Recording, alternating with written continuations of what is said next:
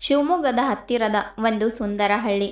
ಆದರೆ ಆ ಹಳ್ಳಿಯ ಮಧ್ಯದಲ್ಲಿರುವ ಒಂದು ದೊಡ್ಡ ಮನೆಗೆ ವಿಚಿತ್ರವಾದ ಮೌನ ಆವರಿಸಿತ್ತು. ಆ ಮನೆಯ ಮುಖ್ಯಸ್ಥೆ ಸಾವಿತ್ರಮ್ಮ. ಅವಳ ಹೆಸರು ಕೇಳಿದರೆ ಸಾಕು ಹಳ್ಳಿಯವರು ಕೂಡ ಸ್ವಲ್ಪ ಹಿಂದೆ ಸರಿಯುತ್ತಿದ್ದರು.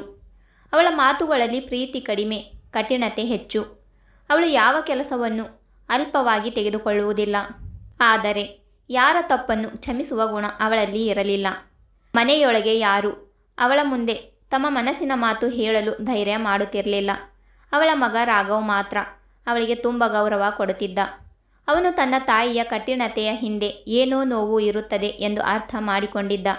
ಆದರೆ ಅವಳಿಗೆ ಹೇಳಲು ಅಥವಾ ಬದಲಾಯಿಸಲು ಅವನಿಗೆ ಆಗುತ್ತಿರಲಿಲ್ಲ. ಆ ಮನೆಯಲ್ಲೇ ಎಲ್ಲವೂ ಸರಿಯಾಗಿ ಇದ್ದರೂ ಒಂದು ವಿಷಯ ಮಾತ್ರ ಇಲ್ಲಿತ್ತು: ಪ್ರೀತಿ ಮತ್ತು ಹಿತವಾದ ಮಾತು. ಹೀಗಿರುವಾಗ ರಾಘವನಿಗೆ ಮದುವೆ ಮಾಡಬೇಕು ಎಂದು ಸಾವಿತ್ರಮ್ಮ ತೀರ್ಮಾನಿಸಿದಳು. ಆ ನಿರ್ಧಾರ ಆ ಮನೆಯ ಬದುಕನ್ನು ಹೇಗೆ ಬದಲಾಯಿಸಿತ್ತು ಎಂಬುದನ್ನು ಯಾರೂ ಊಹಿಸಿರಲಿಲ್ಲ. ಹತ್ತಿರದ ಊರಿನ ಮಾಧವಿ ಎಂಬ ಹುಡುಗಿಯನ್ನು ರಾಘವನಿಗೆ ನೋಡಲಾಯಿತು. ಮಾಧವಿ ತುಂಬ ಮೃದು ಸ್ವಭಾವದವಳು. ಅವಳ ಮಾತುಗಳಲ್ಲಿ ಮಮತೆ ಇತ್ತು. ಅವಳ ನಡೆ ನಡವಳಿಕೆಯಲ್ಲಿ ಸಂಸ್ಕಾರ ಕಂಡುಬರುತ್ತಿತ್ತು. ಅವಳ ಮನೆಯವರು ಕೂಡ ಸರಳ ಜೀವನ ನಡೆಸುತ್ತಿದ್ದರು.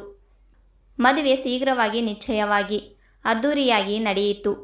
ಮಾಧವಿ ಮೊದಲ ಬಾರಿಗೆ ಆ ಮನೆಗೆ ಕಾಲಿಟ್ಟಾಗ ಅವಳ ಮನಸ್ಸಿನಲ್ಲಿ ಹೊಸ ಕನಸುಗಳು ತುಂಬಿಕೊಂಡಿದ್ದವು. ಆ ಮನೆ ನನ್ನ ಮನೆ, ಈ ಜನ ನನ್ನವರು ಎಂಬ ಭಾವನೆ ಅವಳಲ್ಲಿತ್ತು. ಆದರೆ ಮನೆಗೆ ಒಳನುಗ್ಗಿದ್ದ ಕೆಲವೇ ಕ್ಷಣಗಳಲ್ಲಿ ಅವಳು ಒಂದು ವಿಚಿತ್ರವಾದ ಗಂಭೀರತೆಯನ್ನು ಅನುಭವಿಸಿದಳು. ಸಾವಿತ್ರಮ್ಮ ಅವಳನ್ನು ಕಣ್ಣು ತುಂಬ ಗಮನದಿಂದ ನೋಡಿ ತಕ್ಷಣವೇ ಒಂದು ಮಾತು ಹೇಳಿದಳು: ಈ ಮನೆಗೆ ಬಂದ ಮೇಲೆ ನನ್ನ ನಿಯಮವೇ ಅಂತಿಮ. ತಪ್ಪು ಮಾಡಿದರೆ ಕ್ಷಮೆ ಇಲ್ಲ ಅಂತ ಹೇಳಿದಳು. ಆ ಮಾತು ಕೇಳಿದಾಗ ಮಾಧವಿಯ ಮನಸ್ಸು ಸ್ವಲ್ಪ ಕಂಗಲಾಯಿತು. ಆದರೆ ಅವಳು ನಗುಮುಖದಿಂದ ತಲೆಯ ಆಡಿಸಿದಳು. ಆ ಕ್ಷಣದಲ್ಲೇ ಅವಳು ಮನಸ್ಸಿನಲ್ಲಿ ಒಂದು ನಿರ್ಧಾರ ಮೂಡಿತ್ತು. ಎಷ್ಟು ಕಠಿಣ ಪರಿಸ್ಥಿತಿಯಾದರೂ ನಾನು ಈ ಮನೆಗೆ ಪ್ರೀತಿ ತರುವೆ. ಮಾಧವಿಯ ಜೀವನ ಆ ಮನೆಯಲ್ಲೇ ಒಂದು ಪರೀಕ್ಷೆಯಾಗಿ ಶುರುವಾಯಿತು. ಬೆಳಗ್ಗೆ 4 ಗಂಟೆಗೆ ಎದ್ದು ಎಲ್ಲ ಕೆಲಸಗಳನ್ನು ಮಾಡಬೇಕಾಗುತ್ತಿತ್ತು. ಅಡುಗೆ, ಸ್ವಚ್ಛತೆ, ನೀರು ತರುವುದು ಎಲ್ಲವೂ ಅವಳ ಹೊಣೆಗಾರಿಕೆ. ಅವಳು ಎಷ್ಟೇ ಶ್ರಮಪಟ್ಟರೂ ಸಾವಿತ್ರಮ್ಮ ಯಾವಾಗಲೂ ತಪ್ಪು ಹುಡುಕುತ್ತಲೇ ಇರುತ್ತಿದ್ದಳು. ಇದು ಹೀಗೆ ಮಾಡುವುದು ಗೊತ್ತಿಲ್ಲವೇ? ನಮ್ಮ ಮನೆ ಸಂಪ್ರದಾಯವೇನು ತಿಳಿದಿದೆಯಾ? ಇಂಥ ಕಠಿಣ ಮಾತುಗಳು ದಿನವೂ ಕೇಳಿಸುತ್ತಿದ್ದವು. ಮೊದಲ ದಿನಗಳಲ್ಲಿ ಮಾಧವಿಗೆ ತುಂಬ ನೋವಾಯಿತು. ಅವಳು ಒಮ್ಮೆ ರಾಘವ್ನ ಮುಂದೆ ಕಣ್ಣೀರಿಟ್ಟಳು. ಆದರೆ ರಾಘವ್ ಕೂಡ ತನ್ನ ತಾಯಿಯ ಮುಂದೆ ಏನು ಹೇಳಲು ಅಸಹಾಯಕನಾಗಿದ್ದ. ಮಾಧವಿ ನಿಧಾನವಾಗಿ ತನ್ನ ಮನಸ್ಸನ್ನು ಗಟ್ಟಿಗೊಳಿಸಿಕೊಂಡಳು. ನಾನು ಕೋಪದಿಂದ ಪ್ರತಿಕ್ರಿಯಿಸಿದರೆ ಈ ಮನೆ ಇನ್ನಷ್ಟು ಕೆಟ್ಟು ಹೋಗುತ್ತದೆ. ನಾನು ಪ್ರೀತಿಯಿಂದಲೇ ಉತ್ತರ ಕೊಡಬೇಕು ಅಂತ ಮನಸ್ಸಿನಲ್ಲಿ ಅಂದುಕೊಂಡಳು. ಅವಳು ಪ್ರತಿಯೊಂದು ಕಠಿಣ ಮಾತನ್ನು ಮೌನದಿಂದ ಸಹಿಸುತ್ತಾ ತನ್ನ ಕೆಲಸವನ್ನು ನಿಷ್ಠೆಯಿಂದ ಮಾಡುತ್ತಾ ಮುಂದುವರಿದಳು.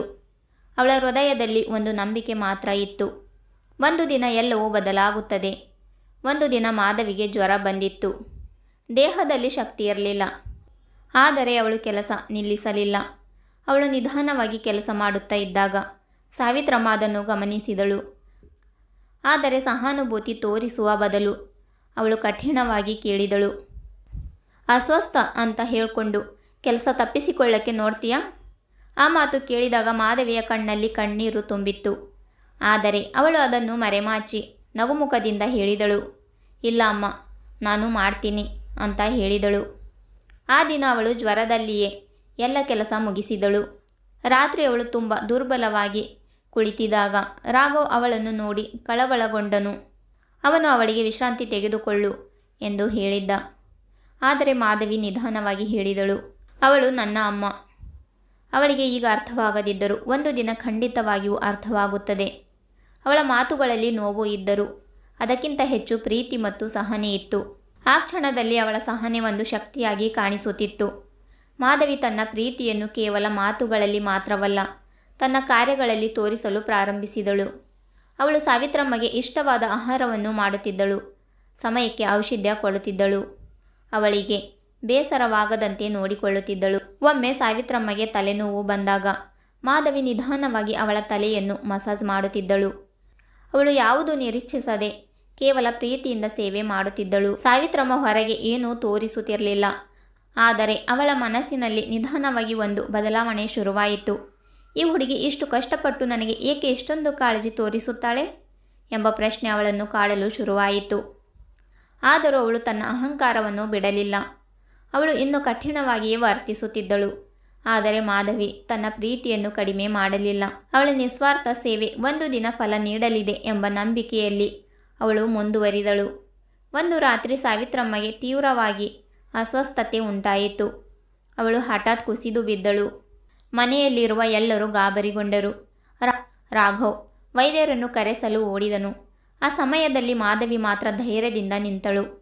ಅವಳು ತಕ್ಷಣವೇ ನೀರು ತಂದು ಸಾವಿತ್ರಮ್ಮನನ್ನು ಹಾಸಿಗೆಯ ಮೇಲೆ ಮಲಗಿಸಿ ಅವಳನ್ನು ನೋಡಿಕೊಳ್ಳಲು ಶುರು ಮಾಡಿದಳು. ವೈದ್ಯರು ಬಂದು ಚಿಕಿತ್ಸೆ ನೀಡಿದರು. ಆದರೆ ಅವರು ಹೇಳಿದರು, ಇವರಿಗೆ ಹೆಚ್ಚು ಆರೈಕೆ ಬೇಕು ಅಂತ. ಆ ದಿನದಿಂದ ಮಾಧವಿ ದಿನ ರಾತ್ರಿ ಅವಳನ್ನು ನೋಡಿಕೊಳ್ಳಲು ಶುರು ಮಾಡಿದಳು. ಅವಳು ಊಟ, ಔಷಧ್ಯ, ನಿದ್ರೆ ಎಲ್ಲವನ್ನೂ ಗಮನಿಸುತ್ತಿದ್ದಳು. ಅವಳು ತನ್ನ ಆರೋಗ್ಯವನ್ನೇ ಮರೆತು ಸಾವಿತ್ರಮ್ಮನ ಆರೈಕೆಯಲ್ಲಿ ತೊಡಗಿಕೊಂಡಳು. ಒಂದು ರಾತ್ರಿ ಸಾವಿತ್ರಮ್ಮ ಕಣ್ಣು ತೆರೆದು ನೋಡಿದಾಗ ಮಾಧವಿ ಅವಳ ಕೈ ಹಿಡಿದು ಮಲಗಿದಳು. ಆ ದೃಶ್ಯ ಅವಳ ಹೃದಯವನ್ನು ತಟ್ಟಿತ್ತು. ಸಾವಿತ್ರಮ್ಮ ನಿಧಾನವಾಗಿ ಚೇತರಿಸಿಕೊಳ್ಳಲು ಶುರು ಮಾಡಿದಳು. ಆದರೆ ಅವಳ ಮನಸ್ಸಿನಲ್ಲಿ ಒಂದು ದೊಡ್ಡ ಬದಲಾವಣೆ ಆಗಿತ್ತು. ಅವಳು ಈಗ ಮಾಧವಿಯನ್ನು ಹೊಸ ದೃಷ್ಟಿಯಿಂದ ನೋಡುತ್ತಿದ್ದಳು. ಒಂದು ದಿನ ಅವಳು ಮಾಧವಿಯನ್ನು ತನ್ನ ಬಳಿ ಕರೆದು ಕುಳ್ಳಿರಿಸಿದಳು. ಅವಳ ಕಣ್ಣುಗಳಲ್ಲಿ ಕಣ್ಣೀರು ತುಂಬಿಕೊಂಡಿತ್ತು. ನಾನು ನಿನ್ನ ಮೇಲೆ ತುಂಬ ಕಠಿಣವಾಗಿದ್ದೆ, ನೀನು ಏಕೆ ಸಹಿಸಿಕೊಂಡೆ ಎಂದು ಕೇಳಿದಳು. ಮಾಧವಿ ಮೃದುವಾಗಿ ನಗು ಮಾಡಿ ಹೇಳಿದಳು, ನೀವು ನನ್ನ ಅಮ್ಮ, ಅಮ್ಮನನ್ನು ಬಿಡೋದು ಹೇಗೆ? ಆ ಮಾತು ಕೇಳಿದಾಗ ಸಾವಿತ್ರಮ್ಮನ ಕಣ್ಣೀರು ಹರಿಯಿತು. ಅವಳು ಮೊದಲ ಬಾರಿಗೆ ತನ್ನ ತಪ್ಪನ್ನು ಒಪ್ಪಿಕೊಂಡಳು. ನೀನು ನನ್ನನ್ನು ಗೆದ್ದೆ. ಆ ಕ್ಷಣದಲ್ಲಿ ಅವಳ ಕಠಿಣ ಹೃದಯ ಸಂಪೂರ್ಣವಾಗಿ ಕರಗಿತ್ತು. ಅವಳಲ್ಲಿ ಪ್ರೀತಿ ಮತ್ತೆ ಹುಟ್ಟಿತ್ತು. ಆ ದಿನದಿಂದ ಆ ಮನೆ ಸಂಪೂರ್ಣವಾಗಿ ಬದಲಾಗಿತ್ತು. ಸಾವಿತ್ರಮ್ಮ ಈಗ ಮೃದು ಸ್ವಭಾವದವಳಾಗಿ ಮಾರ್ಪಟ್ಟಳು. ಅವಳು ಮಾಧವಿಯನ್ನು ತನ್ನ ಮಗಳಂತೆ ನೋಡಿಕೊಳ್ಳಲು ಶುರು ಮಾಡಿದಳು. ಮನೆ ತುಂಬ ನಗು, ಸಂತೋಷ, ಪ್ರೀತಿ ತುಂಬಿತ್ತು. ಈಗ ಆ ಮನೆಯಲ್ಲಿ ಯಾರದ್ದೂ ಹೆದರಿಕೆ ಇಲ್ಲ. ಎಲ್ಲರೂ ಹರ್ಷದಿಂದ ಬದುಕುತ್ತಿದ್ದರು. ಹಳ್ಳಿಯವರು ಈ ಬದಲಾವಣೆಯನ್ನು ನೋಡಿ ಆಶ್ಚರ್ಯಪಟ್ಟರು. ಇದೇ ಸಾವಿತ್ರಮ್ಮನ ಎಂದು ಪ್ರಶ್ನಿಸುತ್ತಿದ್ದರು. ರಾಘವ್ ತನ್ನ ಹೆಂಡತಿಯ ಮೇಲೆ ಹೆಮ್ಮೆಪಟ್ಟನು. ಅವನು ಅರಿತುಕೊಂಡನು, ಪ್ರೀತಿ ಮತ್ತು ಸಹನೆ ಯಾವ ಕಠಿಣ ಹೃದಯವನ್ನು ಬದಲಾಯಿಸಬಹುದು ಅಂತ. ಈ ಕಥೆ ನಮಗೆ ಒಂದು ಮಹತ್ವದ ಪಾಠವನ್ನು ನೀಡುತ್ತದೆ. ಜೀವನದಲ್ಲಿ ಕೆಲವರು ಕಠಿಣವಾಗಿರಬಹುದು, ನಮ್ಮನ್ನು ಅರ್ಥ ಮಾಡಿಕೊಳ್ಳದೆ ನೋಯಿಸಬಹುದು. ಆದರೆ ನಾವು ಕೋಪದಿಂದ ಪ್ರತಿಕ್ರಿಯಿಸಿದರೆ ಸಮಸ್ಯೆ ಹೆಚ್ಚಾಗುತ್ತದೆ. ಮಾಧವಿ ನಮಗೆ ತೋರಿಸಿದಂತೆ ಪ್ರೀತಿ ಮತ್ತು ಸಹನೆ ದೊಡ್ಡ ಶಕ್ತಿ. ಅದು ನಿಧಾನವಾಗಿ ಕಠಿಣ ಹೃದಯವನ್ನು ಕರಗಿಸುತ್ತದೆ.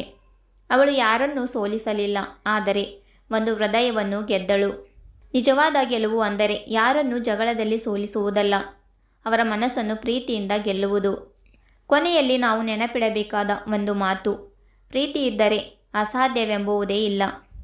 ಸ್ನೇಹಿತರೆ, ಕತೆ ಇಷ್ಟವಾದರೆ ಲೈಕ್, ಶೇರ್ ಆ್ಯಂಡ್ ಸಬ್ಸ್ಕ್ರೈಬ್ ಮಾಡಿ. ಮತ್ತೆ ಸಿಗೋಣ ಇನ್ನೊಂದು ಕಥೆಯೊಂದಿಗೆ.